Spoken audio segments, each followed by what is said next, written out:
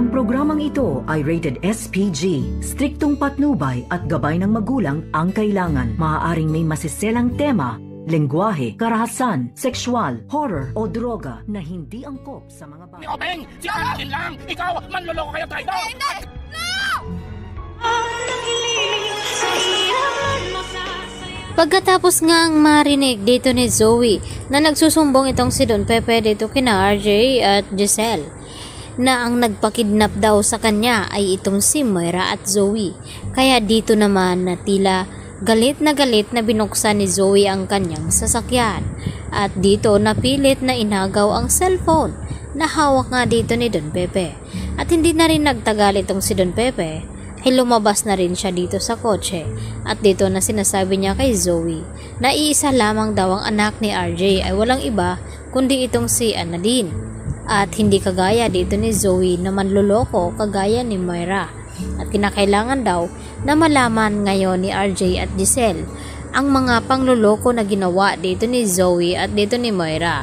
At dahil sa gulat dito ni Zoe na baka makarating nga kay RJ ang katotohanan, ay hindi niya sinadya na parang maitulak itong si Don Pepe, kaya tumilapon nga ito at diretso na nahulog nga dito sa bangin. At hanggang sa sumigaw na lamang itong si Zoe na lolo. At dito na nga na umiyak at hindi mapakali itong si Zoe at hindi niya alam ang kanyang gagawin.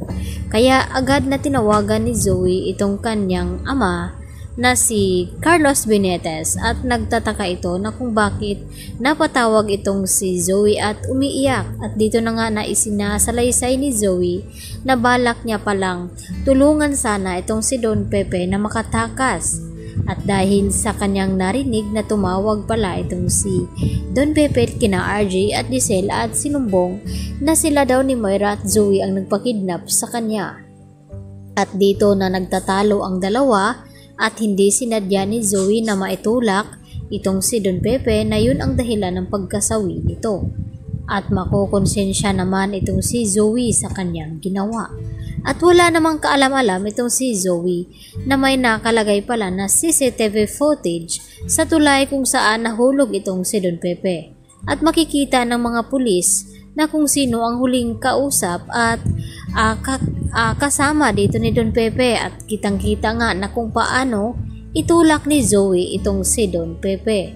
Magugulat naman si RJ na kung bakit nagawa ni Zoe iyon na ihulog ang kanyang lolo Pepe sa bangin. Ano ang kanyang intensyon? Kaya yan naman ang malaking katanungan ngayon, lalo pa ay hindi nga nahuli ng mga pulis itong si Moira. At nakatakas naman itong si Balahadya dahil mabilis nga kumilos ito nang makita ang mga pulis at agad na tumakbo at nagpaputok. At dito naman na hindi nga nila magilap at nakatakas nga itong si Moira. At syempre, magmaang-maangan na naman itong si Moira na wala silang kinalaman ni Zoe. Subalit dala-dala nga ni Zoe sa kanyang konsensya na may kinalaman siya sa nangyaring pagkasawi dito ni Don Pepe.